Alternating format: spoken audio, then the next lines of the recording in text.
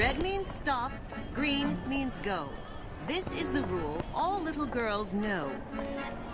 First, a public service announcement. If you haven't finished BioShock Infinite, consider this a severe spoiler warning. Now, on with the review.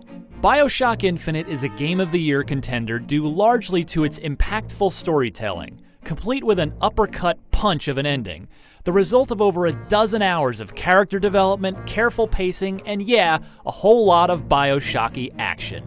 But Infinite's first story-driven DLC, Burial at Sea Episode 1, tries to get across suspense and mystery without the luxury of taking its time, and it doesn't work quite as well.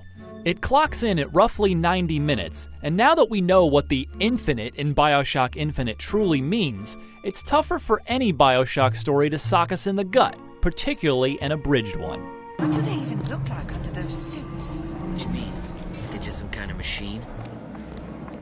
Those factors dilute much of Burial at Sea's impact, but still, a return trip to the original BioShock setting of Rapture, as teased near the end of Infinite proper, is alluring. It's New Year's Eve in 1958, just before the fall of Rapture, and alternative timeline versions of Booker and Elizabeth meet in DeWitt's office, the lady offering the detective help with finding a little girl he left behind long ago. Immediately, my mind began looking for links to Infinite, and that was enough of a hook to keep me interested. Booker seemingly hasn't changed, but laudably, Burial at Sea does give Courtney Draper a chance to play Elizabeth as an older, more confident, huskier-voiced 50s bombshell. This world values children, not childhood. There's a profit to be made and men who make it. Plus, Rapture looks better than ever, even if, save for a creepy eyes-wide-shut-like party early on, it's nowhere near as haunting as it was in its original form, mostly because you already know its secrets. Is that right? Familiar sights tug at nostalgic heartstrings, but gameplay-wise, the real appeal is the injection of Infinite's combat mechanics into Rapture's world. Skyhooks and Vigors converge with a Big Daddy fight in the undersea utopia gone bad, with potent results. The combat feels faster than the first game, but that's not to say you have the upper hand. Nor does it make Burial at Sea's enemy encounters better than BioShock's, it just makes them different.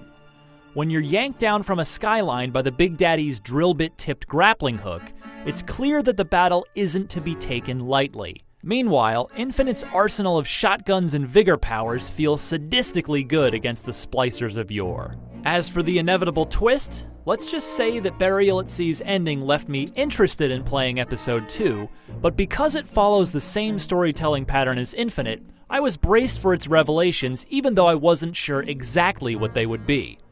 The story isn't ruined for sticking to the same playbook, but its impact is certainly diminished.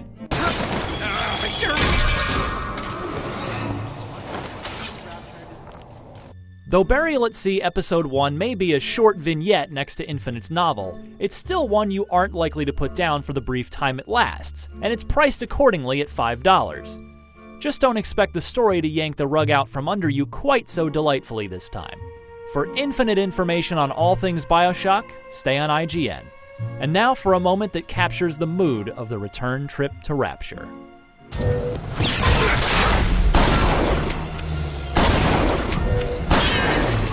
Take this! Got it!